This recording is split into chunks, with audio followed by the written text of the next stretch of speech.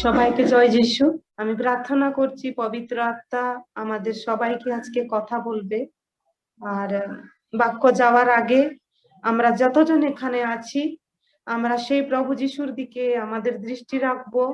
আর আমরা সবাই মনে মনে পবিত্র আত্মাকে আমরা আহ্বান করব যে আজকে যে বাক্য হবে, ঈশ্বর কি বলতে চাইছে সেই বাক্য যেন আমাদের মন আমাদের জীবন যেন পরিবর্তন করতে পারে। কারণ আমি এক সপ্তাহ আগে একটা জায়গায় আমি বাক্য শুনছিলাম জুমের মাধ্যমে। তো ওখানে যে প্রচার করছিল উনি একটা কথা বললেন যে আমার সত্যি ভালো লাগলো, যে বাক্য পড়ার আগে বা যে বাক্য শোনার আগেও যদি আমি শোনারও বলবো, শুনছি বা পড়ছি, আমরা প্রার্থনা করব যে সেই বাক্য যেন আমার জীবন বা আমাকে আমার মনকে যেন পরিবর্তন করতে পারে। আমাকে এটা একটা নতুন থটস, আমি জীবনে সত্যি মানে একটা নতুন একটা জিনিস একটা পয়েন্টকে আমি সেদিনকে শুনলাম যে বাক্য শোনার আগে হোক বা বাক্য পড়া পাঠ করার আগে বাইবেলের ধরার আগেই আমাকে কি বাক্যতে ঈশ্বর কথা বলছে আমাদেরকে প্রত্যেককে। আজকে আমি নিজেও আমার জীবন যেন আমার চালিচলন যেন পরিবর্তন হয়। আমরা বাক্য একটা পড়ব, তা প্রথম তিমোথী তার 4 অধ্যায় 12 পদ পড়ে দেবেন। তুমি এই সকল বিষয়ে আজ্ঞা করো ও শিক্ষা দাও। তোমার যৌবন কাহাকেও তুচ্ছ করিতে দিও না, কিন্তু বাক্যে আচার ব্যবহারে প্রেমে বিশ্বাসে ও শুদ্ধতায় বিশ্বাসীগণের আদর্শ হও। আমরা প্রার্থনায় যাই। সর্বশক্তিমান প্রভু যিশু, পবিত্র আত্মা প্রভু, তোমার নিকটে নিজেকে সমর্পণ করছি প্রভু। এই নিগুড় তত্ত্ব বাক্য প্রভু, আমি কি বলবো যিশু আমি জানি না। হে পবিত্র আত্মা পিতা, তুমি আমার হইতে কথা বলো। আজকের বাক্য যেন আমাদের প্রত্যেকের হৃদয়কে, মনকে, আচরণকে, আমাদের ব্যবহার কথাবার্তা পরিবর্তন করতে পারে। কারণ প্রভু যিশু তোমার জীবন্ত বাক্য দুধারী তলোয়ার, দুদিকে প্রভু ওটা কাটতে পারে। আমাকেও আর যে শুনছে অনেক কি হতে পারে, কষ্ট হতে পারে, অনেক কি হতে পারে, বাক্যের জন্য বাধাও আসতে পারে, কিন্তু প্রভু পবিত্র আত্মা তুমি কথা বলো। পবিত্র আত্মা তুমি আজকে কথা বলবে প্রভু। প্রত্যেককে তোমার হাতে সমর্পণ করছি হোলি স্পিরিট গড। সবাইকে তুমি স্পর্শ করো, হৃদয় খুলে দাও, অন্তর খুলে দাও প্রভু যিশু, স্মরণ শক্তিকে খুলে দাও প্রভু যিশু। প্রত্যেককে প্রস্তুত করো প্রভু যিশু, কারণ সময় সনিকট। তুমি আমাদের হাতে বাক্য দিয়েছো প্রভু, সেই বাক্য যেন আমাদেরকে স্বর্গে নিয়ে যেতে পারে। আমরা বাক্যকে পালন করব, বাক্যকে ধরে রাখবো, বাক্যকে শ্রবণ করব, বাক্য অনুযায়ী জীবন কাটতে পারি। হে প্রভু আজকে তুমি কথা বলো প্রভু, তুমি প্রত্যেককে কথা বলো, প্রত্যেককে প্রস্তুত করো প্রভু। সমস্ত বাধা বিঘ্ন সবকিছু তুমি দূর করো প্রভু। তুমি আজকে শুরু থেকে শেষ অবধি আমাদের সঙ্গে থাকো। ধন্যবাদ দিয়ে প্রার্থনা যিশু তোমার চরণ নামে চাইলাম, আমেন। আমরা এখানে যে পড়লাম, যখন পড়েছি আমরা বুঝে গেছি এটা প্রথম তিমোথী আমরা পড়ছিলাম। আর প্রথম তিমোথীর বাক্য আমিও নিজে যখন আগে পড়তাম, সত্যি কথা বলতে গেলে আমিও বুঝতাম না, কারণ আমার অন্তরে তখন হোলি স্পিরিট কাজ করতো না বাক্য বোঝার জন্য। কিন্তু যখন এক এক বাক্য লাইন বাই লাইন পড়ি, তখন পবিত্র আত্মা এক এক পয়েন্ট আমাদের সঙ্গে কথা বলে। আমরা যদি প্রথম তিমোথীয়, দ্বিতীয় তিমোথীয় যদি পড়বো, এখানে এমন মনে হয় ফ্রেশ একটা এক ব্যক্তি আরেকটা ব্যক্তির সঙ্গে কথা বলছে। কারণ তিমোথীর যে পত্র আছে এটা একটা চিঠি, যেমন লেটার লেখা হয়, সাধু পৌল তিমোথীকে চিঠি লিখছে, পত্র লিখছে। অনেক সময় চিঠি কেমন হয়, বিভিন্ন টাইপের হয়, অ্যাপ্লিকেশন হয়, প্রেম পত্র হয়, অনেক কিছু আমরা যখন স্কুলে পড়েছি অনেক বিষয়ের মাধ্যমে চিঠি অনেক কিছু আমরা শিখেছি বা আমরাও লিখতাম। এখন তো চিঠি নেই, এখন ফোন সবাই হাতে, কিন্তু তখন এই চিঠি লিখেছে বলে আজকে আমরাও এই চিঠিটা পড়তে পারছি। যদি তখন ফোন থাকতো বা মোবাইল থাকতো বা হোয়াটসঅ্যাপ থাকতো, আমাদের হাতে এটা থাকতো না। কিন্তু ঈশ্বরকে আমরা ধন্যবাদ দিই, সাধু পাউল একটা একটা যুবককে এখানে চিঠি লিখছে। আপনারা ভাবতে পারেন যুবকদের বিষয় কেন বলা হচ্ছে, কিন্তু বাক্য যে পড়ে সে বাক্য তার জন্যই কথা বলে। তিমথি এখানে একজন যুবক ছিল। আমার এখনো যখন এটা পড়ছিলাম আমার মনে হচ্ছে এখনো যে তিমথি মনে হয় এখনো সেই দেশে রয়েছে যুবক অবস্থায়, এমন ফ্রেশ লেটার লিখেছে। আমি একটু বলতে চাইছি, এটা বললাম যে চিঠি কে লিখেছে, পৌল, সাধু পৌল লিখেছে তিমথিকে। তিমথি আবার কে? এখানে অনেক লোক নতুন আছে, নিশ্চয়ই সবাই জানেন। সাধু পৌল তিমথিকে প্রস্তুত নিজের হাতে তৈরি করেছেন। এই জিহুদি ওর মা, কিন্তু বাবা হচ্ছে গ্রিক, বিশ্বাসী ছিল না, কিন্তু মা একজন বিশ্বাসী। প্রথম দ্বিতীয় তিমথিতে লেখা আছে, পৌল বলছে তোমার নানি বা দিদা এবং তোমার মার মধ্যে যে অকপট বিশ্বাস ছিল তোমার মধ্যেও আছে। এখানে আমরা দেখছি একটা মা তৈরি করেছে সন্তানকে, একটা দিদা, বিশেষভাবে দিদারা নাতি নাতনিকে তৈরি করে, শিক্ষা দেয়। আমার মা যখন বাড়িতে আসে আমার লিভিংস্টোনকে বাইবেল থেকে অনেক কথা বোঝাতে চেষ্টা করে, তো তেমনি একটা দিদাও এখানে তৈরি করেছে। কিন্তু সেটাই যথেষ্ট নয়। এখানে সাধু পৌল নিজের হাতে প্রেরিত 16 অধ্যায়তে যদি আমরা দেখবো, তারা যখন লুস্ত্রা অঞ্চলে গিয়েছে সেখানে 16 প্রেরিততে লেখা আছে পাউলের একজন শিষ্য তিমথি নামে সেখানে ওরা তাকে পেয়েছে, বর্ণবা এবং পাউল। তার মানে পুরোপুরি 100% শিওর মা আর দিদার কাছ থেকে ছোট্ট থেকে বৃদ্ধি হয়ে যখন বয়স বুদ্ধি তার সেন্স কত বয়স হয়েছিল জানি না, সে যখন একদম ইয়াং এজে চলে এসছে সাধু পাউল তাকে ট্রেন করেছে। কাউকে না কাউকে একজন শিক্ষক আছে। সাধু পাউল এমন ভাবে তৈরি করেছিল তাকে, কি ছেড়ে দেয়নি, ট্রেনিং হয়ে গেছে, শিষ্য বানিয়ে দিয়েছে, সেটাকে যথেষ্ট নেই। আমরা যদি তিমথি 1 থেকে পড়বো, প্রথম তিমথিও যদি পড়তে যাব সেখানে প্রত্যেকটা বিষয় তিমথিকে শিক্ষা দিচ্ছে পল। 1-3 দিচ্ছে, কার জন্য দিচ্ছে? তিমথি এফিসীয় মণ্ডলীকে শিক্ষা দেওয়ার জন্য পাউল তিমথিকে বলছে তুমি সেখানে গিয়ে কি কি বলবে। এখানে যদি আমরা পাঠ করব, পরে আপনারা একদম প্রেয়ারফুলি, একদম ধ্যান পূর্বক যখন পড়বেন, সেখানে ষষ্ঠ ভাষায় লেখা আছে তিমথির দ্বারা প্রভু যিশু পাউলকে পবিত্র আত্মার দ্বারা তিমথিকে কথা বলেছে, চিঠি দিয়েছে পৌল। সেই চিঠির মাধ্যমে এখানে একটা বিশ্বাসীকে কিভাবে চলতে হবে, একটা বিধবাদের জন্য শিক্ষা, যুবকদের জন্য শিক্ষা, মহিলাদের জন্য শিক্ষা। এখানে আরেকটা বিষয় দেখছিলাম আমি, একটা মহিলাকে কিভাবে সাজতে হবে সে বিষয়েও তিমথিকে বলেছে। কারণ প্রেরিততে লেখা আছে 16তে তিমথিকে পৌল একটা পিলারের মতন, একটা খম্বার মতন, কি বলে স্তম্ভ, কি বলে পিলারকে বাংলায়, ওকে একটা মজবুত পিলারের মতন করে তৈরি করতে চাইছিল। এবং তাকে এমন তৈরি করেছে যে তিমথি তুমি ওখানে যাবে, একটা মণ্ডলীতে শুধু যুবক থাকে না, যুবতী থাকে না, পুরুষ থাকে না, সবাই থাকে। কার জন্য কি শিক্ষা? প্রাচীনদের জন্য শিক্ষা, বৃদ্ধদের জন্য শিক্ষা, বিধবাদের জন্য শিক্ষা, বিবাহিতা স্ত্রীর জন্য শিক্ষা, সন্তানদের জন্য শিক্ষা, অনেক বিষয় এখানে তিমথিকে পৌল শিক্ষা দিয়েছে। কিন্তু শুধু তিমথিকে শিক্ষা দিতে তুমি এই শিক্ষা দেবে বলেও লাস্টে তিমথিকেও বলেছে তোমার জন্য ও একটা শিক্ষা। এখানে তিমথিকে কিভাবে চলতে হবে, আমরা যে বাক্যটা পড়লাম যদি 4-এ পড়বো, 4-এ খাদ্য বিষয় নিয়ে শিক্ষা বলা হয়েছে। তারপরে আরেকটা বেশি এক গুরুত্বপূর্ণ শিক্ষা 4-এর 8-এ লেখা আছে ঈশ্বর পরায়ণতা জীবন যাপন করার অভ্যাস করো, শারীরিক ব্যায়াম অল্পকালের জন্য লাভজনক, কিন্তু ঈশ্বর পরায়ণতা ইহকাল এবং পরকাল। এখানে পৌল তাকে বলছে প্রেয়ারফুল গডলি লাইফ, ঈশ্বরের পবিত্র জীবন যাপন করার জন্য এক্সারসাইজ করা, ব্যায়াম করা কিংবা শারীরিক কসরত করা কিছুক্ষণের জন্য।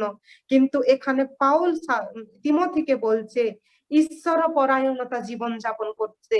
তাকে অনেক এখানে সত্যি মানে ঈশ্বরকে ধন্যবাদ দিচ্ছি এই চিঠির জন্য। এই পত্রতে একটা বয়স্ক লোক একটা যুবককে শিক্ষা দিচ্ছে। এখানে আমরা যুবক আছি, মিডিল এজ আছি, এল্ডার্স আছি, কিন্তু যে বাক্য পড়ে প্রভু তাকে এই কথা বলছে যে পাউলের জীবন কেমন ছিল। সরাসরি পল প্রভু যিশুর কাছ থেকে সে ধরা পড়েছে, প্রভু যিশু তাকে নিজে ধরেছে, তাকে কোনো মানুষ ধরেনি, কিন্তু সে কত মানুষকে তৈরি করেছে। কিন্তু এখানে পাউলের জীবনের সব থেকে ইম্পর্টেন্ট মানুষ, সব থেকে এখানে লেখা হয়েছে পুত্র, যথার্থ পুত্র, একে লেখা আছে যথার্থ পুত্র বলে তাকে সম্বোধন করছে, ছেলে, তার ছেলের মতন করেছে তাকে বুঝিয়ে বুঝিয়ে। আজকে আমরা এই সবগুলো কি আমাদের সন্তানদেরকে শিক্ষা দিই? পাউল যেমন তিমোথীকে শিক্ষা দিচ্ছে, আমরা কয়েকজন আমার সন্তানদেরকে এইভাবে শিক্ষা দিচ্ছি? আমরা অনেক সময় বাবা আমার ছেলে মেয়ে রেগে যাবে হতে পারে, কিন্তু এখানে এক এক পয়েন্ট পাউল তিমোথীকে শিক্ষা দিচ্ছে। এখানে আমরা বেশি ইম্পর্টেন্ট, আজকে প্রভু এটাই কথা বলছে যে যৌবনকালীন ছেলে ছিল, তুচ্ছ না করুক, সেটা তো তাকে বলেছেই, কিন্তু আজকের মেইন পয়েন্ট যে বাক্য আমাদের যে পড়লাম 12 লেখা আছে, কিন্তু বাক্যতে, আচরণে, প্রেমে, বিশ্বাসে, আর আমার ওড়িয়া বাইবেলে লেখা আছে পবিত্রতাতে, দিদির বাইবেলে সিদ্ধতা মনে হয় আছে, কিন্তু ইংলিশে পিউরিটি আছে, আমার ওড়িয়া বাইবেলে পবিত্রতা, সেই একই মিনিং হতে পারে। তো এখানে আমরা সবাই একটু চিন্তা করব, অত শিক্ষা পাউল দিয়েছিল, ট্রেনিং নিজে পাউলুস করেছে, সাধু পল করেছে, আবার অতটা শিক্ষা দেওয়ার কি দরকার ছিল? কিন্তু একটা মানুষকে, বাক্যতে লেখা আছে বৃদ্ধ পর্যন্ত শিক্ষা নিহাতি দরকার আছে। পাউলের চিন্তা ছিল যে নিশ্চিত ভাবে যে আমি যে শিক্ষা দিয়েছি সেটা সরে যায়নি তো, কারণ আজকে আমাদেরকেও আমাকেও আপনাদেরকে এই শিক্ষা অনেক শিখে গেছি বলে আমরা অবহেলিত জীবন কাটবো না। আমি বাইবেল প্রচার করি, আমি বাক্য শিখে গেছি, আমার কোনো দরকার নেই। কিন্তু প্রিয় ভাই, আমার বোনেরা, দিদিরা, পবিত্র আত্মা আমাদেরকে আজকে এটা বলছে যে বাক্য এবং শিক্ষা, যতদিন আমি জগতে আছি আমরা, ততদিন আমাদেরকে শিক্ষা এবং বাক্যর আবশ্যক আছে। কারণ আমরা যদি এখানে দেখবো, আমি যদি তিমোথীর জায়গায় থাকতাম, আমি বলতাম বা আমি তো পাউলের কাছ থেকে ট্রেনিং পেয়েছি, আমার কি দরকার আছে আমি আবার শিক্ষা পাবো? কিন্তু পাউল ট্রেনিং করে ছেড়ে দেয়নি। আমাদের বিডিএফ এ যেমন শিক্ষা দেওয়া হয়, সাধু পাউলও শত চেষ্টা করেছে যেখানে থেকেও সে তার তার লিডারকে, কারণ পাউল জানতো আমার পরে আমি তো একদিন চলে যাব নিশ্চিত ভাবে, কিন্তু এক না একদিনকে তৈরি করতে হবে। তাহলে আজকে আমাদের জীবনেও আমরা যদি ভাববো, আমি প্রণতি আজকে শিক্ষা দিচ্ছি, আমি কয়েকজনকে ট্রেনিং দিচ্ছি, আমি কয়েকজনকে আমি দাঁড় করাতে পারছি, এটা আমাদের মনে প্রশ্ন আসতে পারে। আমরা প্রার্থনা করব যে প্রভু, আমি কি পাউলের মতন কাকে কাকে তৈরি করব? আমরা আজকের বাক্যর পয়েন্ট এতটা আমি বললাম আজকে, যে ক্লিয়ার হলো যে পাউল লিখেছে, তিমোথীকে লিখেছে, তিমোথী কে ছিল সেগুলো আমরা জানেছি এবং আজকে একটু হাইলাইট করলাম। কিন্তু আজকের মেইন পয়েন্ট হচ্ছে বাক্যতে কি কি শিক্ষা দিয়েছে এখানে আমাদেরকে। এই বিশ্বাসের জন্য এটা বিশেষ মুহূর্তপূর্ণ, কারণ বি এক্সাম্পল, আমাদেরকে এক বিশ্বাসীকে অন্যের সামনে আদর্শময় হতে হবে। অনেক লোক বলে, একজন আমাদের মিশনে একজনকে জিজ্ঞাসা করা হলো তোমার রোল মডেল কে? সে বলছে আমার এক্সিকিউটিভ ডাইরেক্টর, নাম নিয়ে বলছে ওই আমার রোল মডেল। আরে এক্সিকিউটিভ ডাইরেক্টর বলে আমার রোল মডেল হতে পারে, আমার আদর্শ, আমার এক্সাম্পল হতে পারে, তার লাইফ কেমন আছে। আমি বিরুদ্ধে বলছি না। অনেক লোক কি করে মানুষকে সন্তুষ্টি করার জন্য অনেককে মানুষকে রোল মডেল, আমি ওর মতন হতে চাই, আমি তার মতন হতে চাই, কিন্তু আমাদের রোল মডেল, আমাদের এক্সাম্পল, আমাদের আদর্শ হচ্ছে প্রভু যীশু খ্রিস্ট। তেমনি আজকে বিশ্বাসীদেরকে পৌল তিমোথীর দ্বারা একটা চিঠি আমাদেরকে আজকে বাক্য দেওয়া হয়েছে, বলছে বিশ্বাসীদের সামনে, বিশ্বাসীদের মধ্যে আদর্শ স্বরূপ হোক। বলছে কি কি আদর্শ? কয়েকটা বিষয়। একটা খ্রিস্ট বিশ্বাসীর জীবনে আদর্শ হতে গেলে, বা বাংলায় কি লেখা আছে উমাদি? আদর্শ, উদাহরণ। হ্যাঁ, এটা লেখা আছে এখানে যে তোমরা কিন্তু বাক্যে, আচার, ব্যবহারে প্রেমে বিশ্বাসে ও শুদ্ধতায় বিশ্বাসী গণের আদর্শ হও। হ্যাঁ, আদর্শ, আমারও আদর্শই লেখা আছে। আদর্শ মানে আমাদেরকে এমন হতে হবে যে আমাকে দেখে একজন শিখছে। অনেক লোক আছে সংসারে, ছেলে মেয়েরা ভুল একজন করছে, তো ওকে দেখে আমিও একটু করে নি, ও একদম নেশা করছে আমি একটু করে নি, এটা একটা আদর্শ হতে আছে নিশ্চিত ভাবে। ব্যাড এফেক্ট তো মানুষকে ব্যাড এফেক্ট করতে পারে, কিন্তু পবিত্র বাক্য আমাদেরকে বিশ্বাসীদের সামনে আদর্শ। আজকে আমি কার সামনে আদর্শ? আমাদের আদর্শ, আমাদের রোল মডেল, আমাদের প্রথম এক্সাম্পল হচ্ছে প্রভু যীশু খ্রিস্ট। এখানে প্রভু যীশু খ্রিস্টকে নিয়েই পাউল বলেছে, বাইরের দিকে বলেনি। নিশ্চিত ভাবে এখানে প্রভু যীশুকেও রাখা হয়েছে। প্রথম পয়েন্ট হচ্ছে বাক্য, স্পিচ বা ওয়ার্ড, কথাবার্তায়। পাউল অত সুন্দরভাবে শিক্ষা দিয়েছিল তিমথিকে, কিন্তু সে আবার বলছে, এ আমার ছেলে, এ আমার বচ্চ, তোমাকে বাক্যতে আদর্শ দেখাতে হবে, আজে বাজে কথা বলতে নেই। কিভাবে বাক্য বলতে হবে যদি আমরা দেখব, মতি তার 5:13-16 সবাই আমরা জানি, এটা এই বাক্য আমার বিডিএফ এ অনেকবার প্রচার হয়েছে, যে আমাদের বাক্য দ্বারা, কথা দ্বারা আমরা দোষী বা নির্দোষী বা আমরা বিচারিত আমরা দেখা যাব, এইটা লেখা আছে ওখানে। তো সেই হিসাবে এখানে তিমথিকে পাউল বলছে, তোমার বাক্য দ্বারা তুমি আদর্শ স্বরূপ হোক। যদি আমরা আগে দেখব যে এপিসিও 4:29 লেখা আছে, তোমাদের মুখ হইতে কোনো প্রকার পদালাপ বাহির না হোক, কিন্তু প্রয়োজন মতে গাছিয়া তুলিবার জন্য সদালাপ বাহির হোক, যেন যাহারা শুনে তাহাদিগকে অনুগ্রহ দান করা হয়। হ্যাঁ, এটা সবাই আমরা জানি। এই বাক্য আমাদের মুখ দিয়ে কোনো কুবাক্য, ব্যাড ওয়ার্ড, এমন কি আমাদের আমাদের জেমস থেকে যখন তাপতিদি প্রচার করছেন, এই বাক্যটা অনেকবার উনি বলেছেন যে আমাদের কথাবার্তা, আমাদের মুখ দিয়ে, সেদিনকে দিদি বলেছিলেন কেমন ওয়ার্ড বেরোচ্ছে, একজন মরে যেতে পারে আমাদের কথা দ্বারা। এমন বলে দিলাম একজন মরে যাব, আমি আর বাঁচবো না। কিন্তু প্রভুর বিশ্বাসীদেরকে এমন কথা বলতে হবে যে একজন যে মরে যেতে বলছে, সে আবার ফিরে জীবিত হতে বা রিটার্ন চলে আসতে পারে। একজন সুইসাইড করতে শুরু করে দিয়েছে, তাকে আমাদের এমন বাক্য দিতে হবে, আমার মুখের কথা, সে তার ভুলটাকে বুঝে তার জীবনটাকে পরিবর্তন। আমাদের বাক্য দ্বারা একটা মানুষের জীবন পরিবর্তন হওয়া নিহাতি দরকার। একটা বিশ্বাসী, আমি নিজেও নিজেকে জিজ্ঞাসা করছি, আমার কথা কি তেমন, না আমি এমনি বড় বড় যেন বাক্যতে লেখা আছে। বাক্য প্রচার করার আগে আগে আমার জীবনকে আমাকে দেখতে হবে, যে আমার জীবনে কি আমি কি করছি। আমি বাক্য দিয়ে কি কাউকে তলবার দিয়ে মেরে ফেলছি? আমাকে প্রভু যীশু স্বয়ং, আমাকে এপ্রিল 16 তারিখে আমাকে প্রভু নিজে বলেছে যে তোমার মুখের তলবার থেকে তোমাকে যেতে হবে। আমি অনেক তলবার সরিয়েছি, মুখের জিভা দিয়ে অনেক লোককে অনেক আঘাত দিয়েছি। নোংরা কথা নেই, ভালো লাগবে না মানে আমি ছাড়তাম না, কিন্তু প্রভু আমাকে এমন ফেলে দিল, এবং সামনে একজন দাঁড়িয়ে দেখতে পারছি না, কথা বলছে, go away from your word tongue. আমি ভাবছি কাকে বলছে, এটা কে বলছে? আমি ভাবছি আমাকে মনে হয় কেউ যে গালাগাল দিচ্ছে, না, তাদের থেকে দূরে থাকতে আমাকে, আমি কেমন অজুহাত দিচ্ছি। পরে পবিত্র আত্মা বলছে, তোমাকে বলছি, তোমার যে তলোয়ার তুমি ব্যবহার করো, দূরে যেতে হবে। সেই দিন থেকে আমার জীবনে আত্মিক ব্লেসিং পরে ব্লেসিং আমি দেখছি। আমি আজকে আর কিছু ভালো লাগছে না আমাকে প্রভু ঈশ্বরের ছাড়া, আর কিছু ভালো লাগছে না। আমি অনেকটা প্রার্থনার জীবন ছিলাম, কিন্তু আজকে যতটা আছে আগে ততটা ছিল না। কারণ আমার মুখকে আমি কেমন ব্যবহার করতাম, কিন্তু আমি গর্ব করছি না আমার এটা সাক্ষ্য বাক্যর সঙ্গে, যে আমাদের মুখের কথা তলবারের মতন না হয়, শান্তিকারক এবং স্মৃতি মধুরের কথা হতে হবে।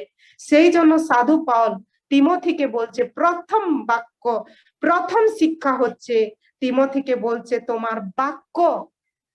প্রথমে একটা মানুষকে যদি আমরা দেখব, যদি আমি ধরে নিন একটা বোনকে, ভাইকে দেখব, আগে তার চরিত্র, আচরণ, পবিত্রতা কিছু আমি দেখতে পারবো না, কিছুই জানবো না, কিন্তু সে যে আমাকে হ্যালো হাই বলছে, তার মুখের কথা দ্বারাই আমরা বুঝতে পারবো যে কেমন মানুষ। সেই জন্য প্রথম শিক্ষা এখানে বলছে পৌল, তোমার বাক্য রক্তে তুমি আদর্শ হতে হবে। আজকে বিশ্বাসীদেরকেও আমরা এক এক যদি প্রভুর রক্তে ধৌত আমরা পবিত্র জীবন যাপন করছি, তাহলে আজকের পবিত্র আত্মা এই কথা বলছে, আজকের বাক্য নষ্ট হতে হবে না, আজকের যে বাক্য শুনে এইদিকে বেরোয় যেতে হবে না, আজকে আমাকেও বলছে আমার মুখকে আমি কিভাবে ব্যবহার করব। তারপরে দ্বিতীয় বিষয় এখানে বলছে আচরণ। এটা তো খুব ভয়ঙ্কর আছে।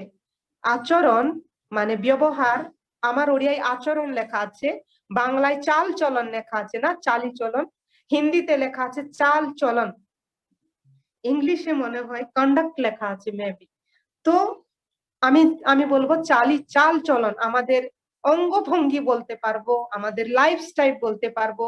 এই আচরণে বা এই চালি চলনে কথাও আছে, আমাদের কথাবার্তাও আছে, এখানে আমাদের লাইফস্টাইল আছে, আমাদের হাঁটা চালা আছে, আমাদের জামা পোশাক পরা আছে, আমাদের হেয়ার স্টাইল আছে, আমাদের সবকিছু আছে আচরণে। চাল চলন মানে হেঁটে হেঁটে চলে যাব নম্র হয়ে বাবা রে বাবা এমন, সেটা নয়। অটোমেটিক হয়, অ্যাক্টিং করা আলাদা, ভিতর থেকে একটা আলাদা। একটা চাল চলন বা একটা আচরণ বলতে গেলে মাইন্ড দ্বারা হয়। মন যেমন আমাদের মনটা আমাদের শরীরকে চালায়, আমাদের মনটা আমাদের আচরণকে রিফ্লেক্ট করে, আমাদের মনটা আমাদেরকে সবকিছু, মন অতটা চঞ্চল না, আমাদের আচরণ আমাদের চালিচলন ও চঞ্চলতার মধ্যে চলে আছে। তো একটা খ্রিস্ট বিশ্বাসীকে এখানে বলছে আমাদের আচরণ বা আমাদের চালি চলনের দ্বারাও অন্যের সামনে আদর্শ স্বরূপ হতে হবে। একজন যদি ঈশ্বরের নেই, একজন যদি প্রভু যিশুতে নেই, একজন যদি, এখানে তো বিশ্বাসীদের কাছে বলা হয়েছে, অবিশ্বাসীকেও যদি আমি এমন ব্যবহার দেখাবো, সে নিশ্চিতভাবে আমাদের চালি চলন দেখে ঈশ্বরের কাছে সে চলে আসতে পারে। সেই জন্য একটা বিশ্বাসীকে তার লাইফস্টাইলকে ধ্যান দিতে হবে। আমাকে পদ্ম আন্টির কথা সব সময় মনে পড়তো। পদ্ম আন্টির জীবনটা একদম সিম্পল, তার আচরণ, অল্প সময় আমি ওনাকে দেখেছিলাম, কিন্তু আচরণ আমি ওনার মধ্যে দেখেছি, চালি চলন, কথাবার্তা, ফাস্ট কথা বলতো না, স্পিড কথা বলতো না, চঞ্চল গতিমতি ওনার ছিল না। কারণ বাক্যতে ইব্রিয় 13:7 লেখা আছে, যে তোমাকে শিক্ষা দিয়েছে তার শেষ যাত্রা, জীবন যাত্রাকে লক্ষ্য করে তাকে আমাদেরকে ফলো করতে হবে। হতে পারে পদ্ম আন্টি মানুষ, কিন্তু ঈশ্বরের দাস দাসী হিসাবে, একটা পবিত্র লোক হিসাবে তার আচরণকে আমাদেরকেও অ্যাপ্লাই করতে হবে। কিন্তু এখানে আমাদের রোল মডেল প্রভু যিশু, প্রভু যিশুর দাস দাসীও আমাদের রোল মডেল, আমাদের আদর্শ। তো একটা খ্রিস্ট বিশ্বাসী যখন আমরা, আমাদের আচরণ, আমাদের অঙ্গভঙ্গি, আমাদের কথাবার্তা কেমন হতে হবে, আমাদের মন, এখানে যদি আমরা দেখব আত্মার ফল এখানে দেখা যাচ্ছে, সেটা হচ্ছে সেলফ কন্ট্রোল বা ইন্দ্রিয় দমন। এখানে ইন্দ্রিয় দমনের কথা আমরা এই বাক্যতে দেখছি। আমাদের মনকে যদি আমরা স্থির করব, তাহলে আমাদের চালিচলনও স্থির আসবে। এখানেও আমরা প্রভু যিশুকেই ধরে রাখবো আমাদের আচরণের মধ্যে। সেই জন্য এখানে লেখা আছে একটা বাক্য, তিত তার 2:8 থেকে একটু পড়বেন দিদি, তিত 2:8।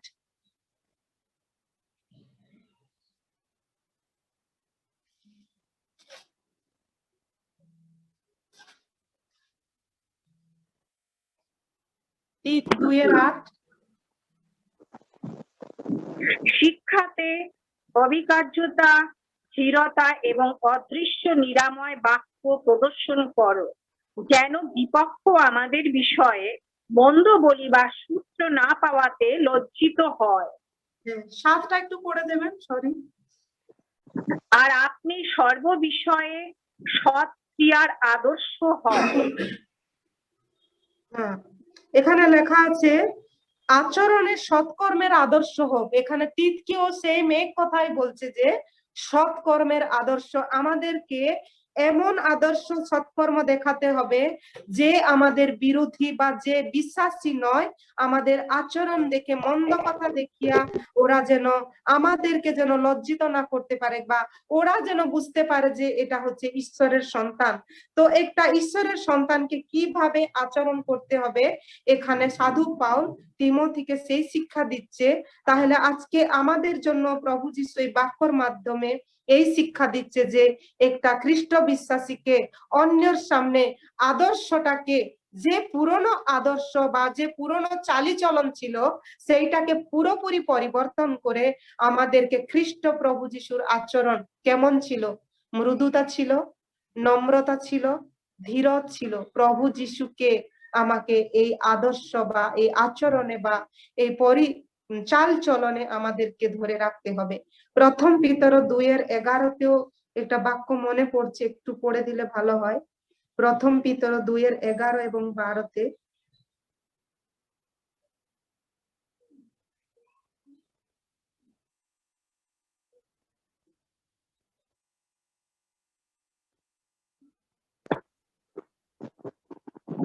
শুধু 12 পড়বেন দিদি, 12।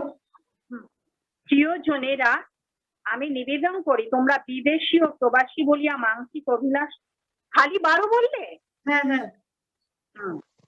আর পরজাতীয়দের মধ্যে আপন আপন আচার ব্যবহার উত্তম করিয়া রাখো, তাহা হইলে তাহারা যে বিষয়ে দুষ্কর্মকারী বলিয়া তোমাদের পরিবাদ করে, স্বচক্ষে তোমাদের সৎক্রিয়া দেখিলে সেই বিষয়ে তত্ত্বাবধানের দিনে ঈশ্বরের গৌরব করিবে। এখানে পিতর বলছে যে আমরা বিজাতিদের মধ্যে সচেতন করতে হবে, এবং দুষ্কর্মকারীরা যারা আমাদেরকে আগে নিন্দা করতো বা আমাদেরকে যে মনে করে একজন আমার শত্রু, আমাকে ভালোবাসে না, আমাকে সেই খারাপ চরিত্র বা খারাপ উদ্দেশ্যে আমাকে বলে কত পরিবর্তন হবে, কিন্তু আমাদেরকে এমন দেখাতে হবে যে আমার সুকর্ম দেখিয়া তারা কৃপা দৃষ্টির দিনে ঈশ্বরের গৌরব করতে পারে, কৃপা দৃষ্টির দিনে ঈশ্বরের গৌরব করতে পারে। আমাদেরকে আমাদের চাল চলনকে, আমাদের বিশ্বাসীদেরকে সঠিকভাবে চালিচলন করতে হবে। তারপর লেখা আছে প্রেম। প্রেমের বিষয় আমরা সবাই জানি, প্রেমের বিষয় আর বেশি বলবো না, কারণ অনেক বাক্য প্রেমের বিষয় বলা হয়েছে। সাধু পাউল তিমোথীকে বিশ্বাসীর সামনে আদর্শ হওয়ার জন্য তৃতীয় পয়েন্ট বলেছে প্রেম। প্রথমে বলেছে বাক্য, তোমার বাক্য, দ্বিতীয়তে বলেছে চালিচলন, আচার ব্যবহার, বিহেভিয়ার, তারপরে তৃতীয় বলছে প্রেম, লাভ। প্রেমটা কেমন ভাবে হতে হবে, আমরা প্রেমের বিষয়ে আমি আর বেশি বলবো না। প্রভু যিশু হচ্ছে সব থেকে বড় এক্সাম্পল প্রেম। প্রভু যিশু একটা শিক্ষা দিয়েছেন জগতে, দাঁতের বদলে আজকে সুজন দিদি যে বলছিলেন শত্রুকে প্রেম, একটা মারলে দুটো মারতে প্রভু যিশু বলেনি, কিন্তু প্রভু যিশু বলেছেন এনিমি, লাভ ইওর এনিমি, তোমার শত্রুকে প্রেম করো। তারপরে বলছে প্রতিবাসীকে আত্মতুল্য প্রেম করো। আর প্রথম আজ্ঞা বলেছেন তোমার ঈশ্বরকে সমস্ত মন, প্রাণ, আত্মা, শরীর, শক্তি সবকিছু দিয়ে প্রেম করো। কারণ প্রভু যিশু এখানে প্রেম, সাধু পাউল বুঝে গেছে প্রভু যিশু প্রেম, তো আমার শিষ্যকেও আমি প্রেম শিখাবো। কারণ প্রেম হচ্ছে দীর্ঘ সহিষ্ণু, প্রেম ঈর্ষা করে না, প্রেম গর্ব করে না, প্রেম অহংকার করে না, প্রেম স্বার্থ চেষ্টা করে না। আমরা সবাই মুখস্থ করেছি এটা, প্রথম করন্থীয় 13:4 এবং 5 যে লেখা আছে, আমরা সবাই জানি প্রেমের বিষয়। আমি প্রেমের বিষয় বেশি বলবো না, কিন্তু এখানে সাধু পাউল তিমোথীকে ঈশ্বরের তার প্রেমকে অন্যকে প্রদর্শন করতে বলছে। আজকে একটা বিশ্বাসী, একটা যদি বিশ্বাসী তো বলবো না, একটা স্ট্রং বিলিভার যে কি পুরোপুরি প্রভু যিশুর কাছে লেগে আছে, স্বর্গে যেতে চায়, নিশ্চিতভাবে তিমোথী স্বর্গে গেছে, আমরাও স্বর্গে যেতে চাইলে প্রেম আমাকে দেখাতে হবে। খুব কঠিন আছে এই বাক্য, বেশি রিপিট করব না, কিন্তু কঠিন বিষয় আছে। কিন্তু আমরা কাকে দেখতে বলেছি, আমরা প্রভু যিশুকে দেখবো, যে প্রভু যিশু প্রেম ক্রুশের উপরে দিয়ে দিয়েছে। আমি আজকে আমার ছেলেকে বলছিলাম প্রভু যিশুর কাছে খেয়েছে 5টা রুটি 2টো মাছ, বাড়িও বুয়ে বুয়েও নিয়েও গেছে, খেয়েছে তো খেয়েছে, নিয়েও গেছে, আবার সুস্থ হয়েছে, ওয়াইন খেয়েছে, অনেক কিছু আশীর্বাদ পেয়ে ক্রুশে দিয়ে দিল। আর আমি বলছি আমাকে না কেউ ভালোবাসে না কেন, আর যিশুকেই দিয়ে দিল, আমরা আবার কি? কিন্তু একটা মানুষের জীবনে, বিশ্বাসের জীবনে আমি নিজে এটা স্বীকার করছি, সমগ্র জগৎ যদি আমাকে ঘৃণা করে, একজন যদি আমাদেরকে ভালোবাসছে, প্রভু যিশু, আর কার প্রেম আমাদের জীবনে দরকার নেই? আমার স্বামী যদি আমাকে ভীষণ ভালোবাসে, কবর্ষ ভালোবাসবে, আমি যদি আজকে চলে যাব, সে ভালোবাসা থাকবে? থাকবে না। কিন্তু প্রভু যিশুর ভালোবাসা, প্রেম, রোমিওতে 8 বলছে না, কেউ আলাদা করতে পারবে না, না স্বর্গদূত, না সৃষ্টিও আমাদেরকে আলাদা করতে পারবে না, না মৃত্যু। কিন্তু আমাদেরকেও প্রভু যিশু সেই প্রেমটাকে জগতে প্রকাশ করতে বলছে। একটা বিশ্বাসী, একটা ঈশ্বরের সন্তান যদি অন্যের সামনে আদর্শময় জীবন যাপন করতে গেলে তাকে প্রেম প্রদর্শন করতে হবে। তারপরে লাস্টে আরেকটা আছে, অনেক গুরুত্বপূর্ণ, সেটাও আছে বিশ্বাস। বিশ্বাসের বিষয় যদি আমরা দেখবো, এব্রিয় তার 11 পদ যদি আমরা এক এক এক যদি পড়তে যাব, এব্রিয় 11, সেখানে বিশ্বাসের বিষয়ে অনেক কিছু বলা হয়েছে। বিশ্বাস বিনা ঈশ্বরের সন্তোষ পাত্র হওয়া অসম্ভব আছে। একজন যদি খ্রিস্ট বিশ্বাসী প্রভু যিশুকে যদি বিশ্বাস করে না, সে কোনোদিন প্রভু যিশুর প্রিয় পাত্র হতে পারবে না। আমরা যদি দানিয়েলের এক্সাম্পল দেখবো, দানিয়েলকে ঈশ্বর স্বর্গদূত গাব্রিয়েল বলছে তুমি ঈশ্বরের প্রিয় পাত্র, কারণ দানিয়েল পিতা ঈশ্বরকে বিশ্বাস করেছিল বলে তারা সিংহ থেকে রক্ষা পেয়েছে। শয়দ্রাক মেশক অবেদনক বিশ্বাস করেছিল বলে তারা অগ্নি হইতে রক্ষা পেয়েছে। আজকে পবিত্র আত্মা ধর্মশাস্ত্র দিয়ে আমাদেরকে এই কথা বলছে, তিমোথীকে যেমন বিশ্বাসের বিষয় বলা হয়েছে, আজকে আমাদেরকেও জীবনে অনেক কঠিন পরিস্থিতি আসতে পারে, অভাব আসতে পারে, দুঃখ আসতে পারে। দানিয়েলকে সিংহের মধ্যে ফেলে দিল, আমাদেরকে কেউ সিংহের মধ্যে ফেলে দিচ্ছে এখন? আমরা হলে তো আমি হলে তো হার্ট ফেল করতাম শুনেই। কিন্তু দানিয়েল কি করলো? জানতো আমি যে প্রভুকে প্রার্থনা করি সে নিশ্চিতভাবে আমাকে বাঁচাবে। আনন্দ করে, নাচ করে, গান করে সিংহের মধ্যে যায়নি, ফেলে দিয়েছে নিশ্চয়, তুলে এমন করে ছেড়ে দিয়েছে, ধম করে ফেলে দিয়েছে। কিন্তু সে কাকে বিশ্বাস করতো? স্বয়ং প্রভু যিশুকে। সেই প্রভু যিশু, সেই পিতা ঈশ্বর আজকেও same God, no change, no image, उसका कोई जेरॉक्स नहीं है, उनका कोई परिवर्तन नहीं है। প্রভু যিশুকে যে বিশ্বাস করে সে অগ্নি দিয়ে গমন করতে পারে। যে এব্রি তার 11 অধ্যায় পুরোপুরি যখন আমরা পড়বো, বিশ্বাসের দ্বারা অব্রাহাম তার ছেলেকে পেয়েছে, বিশ্বাসের দ্বারা নোহর পরিবার, নোহকে বলা হয়নি যে এমন হবে তেমন হবে, কি হবে কি নেই, কিন্তু সে প্রভু যিশুর উপরে, ঈশ্বরের উপরে বিশ্বাস করেছিল বলে তার পুরো পরিবার রক্ষা পেল। তো এখানে বিশ্বাসে আমাদেরকে স্থির থাকতে হবে। পাথরের উপরে গৃহ নির্মাণকারী একজন ব্যক্তির মতন আমাদেরকে হতে হবে। আমাদের বিশ্বাস এমন পিলার প্রভু যিশু, যে কর্নার স্টোন বা লিভিং স্টোন বা জীবন্ত পাথর প্রভু যিশুকে আমাদেরকে এমন ভাবে দৃঢ়ে ধরে রাখতে হবে, যে কোনো ঝড় তোফান আসুক না কেন আমরা পেরিয়ে যাব। আমি তো আমার জীবনে আমি অনেক সংঘর্ষ, অনেক কষ্টের মধ্যে, অনেক দুঃখ অভাব অনেক দিয়ে এসেছি, কিন্তু আমি সেই প্রভু যিশু আজকেও সেই বিশ্বাসটা আছে বলে আমি আজকে জীবিত আছি। আমাদের যোগ্যতা নেই, আমরা কোনো কোয়ালিফিকেশন নেই যে আমরা বিশ্বাস করব। প্রভু যিশু অনুগ্রহ দ্বারা আমাদেরকে আকর্ষণ করেছে বলে আমরা বিশ্বাসে বৃদ্ধি হচ্ছি। তো একটা বিশ্বাসীকে আজকে বিশ্বাস করব, আর কালকে একটু ঠিক আছে, আজকে তো বিশ্বাস করেছি, কালকে একটু অবিশ্বাস করব, সেটা বলেনি ঈশ্বর। প্রভু যিশু পিতা পরমেশ্বর আমাদেরকে কন্টিনিউসলি যতদিন জন্ম থেকে মৃত্যু পর্যন্ত আমাকে বিশ্বাসে থাকতে হবে। খাবার নেই, প্রার্থনা করব, প্রভু যোগান দেবে। চাকরি নেই, প্রার্থনা করব, প্রভু যোগান দেবে। কারণ আমার জীবনের সাক্ষ্য, আমার বাড়িতে একদিন খাবার ছিল না।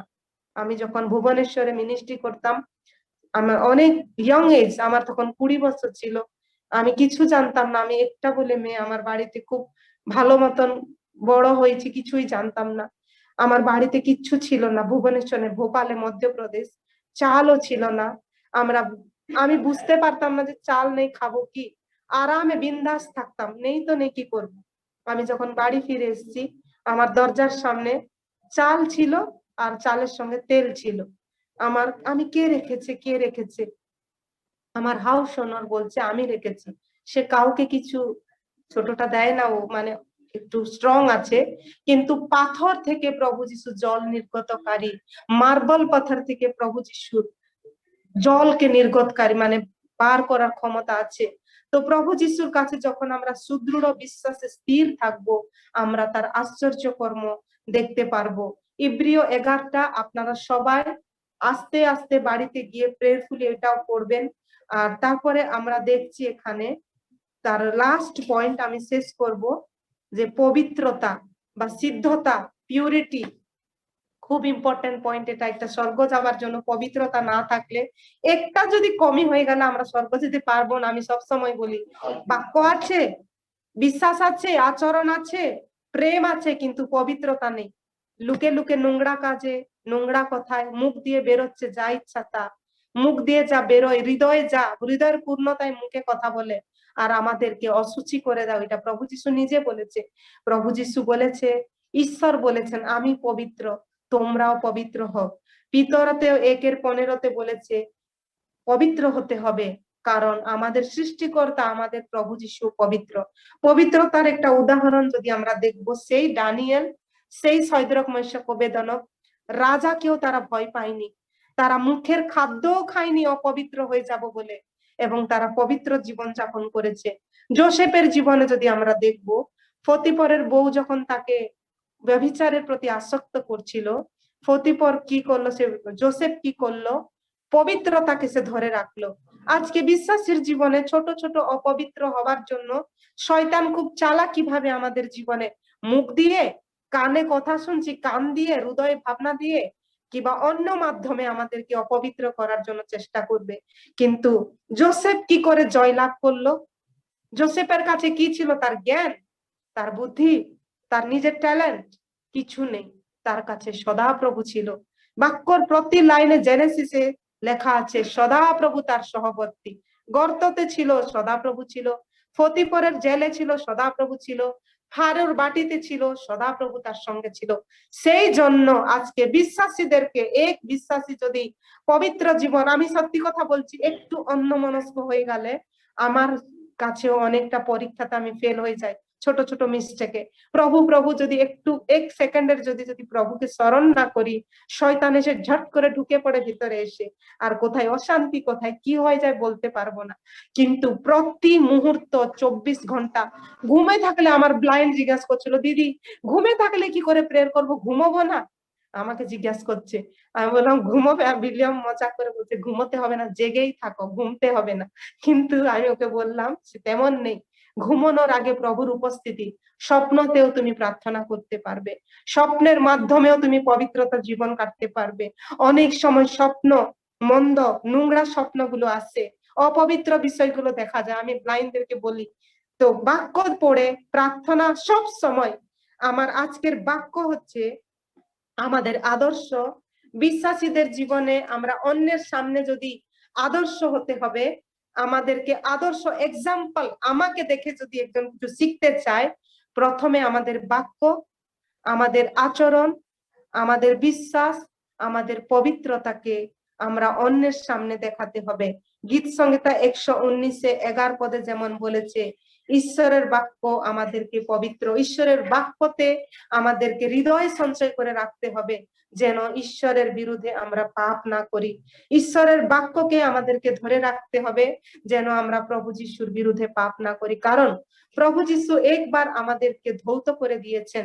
এমন নেই যে, এমন এমন শিক্ষা আছে এখন, গুড নিউজ, তারা বলে একবার ধুয়ে গেছো আবার করো, নো প্রবলেম, স্বর্গে যাবে।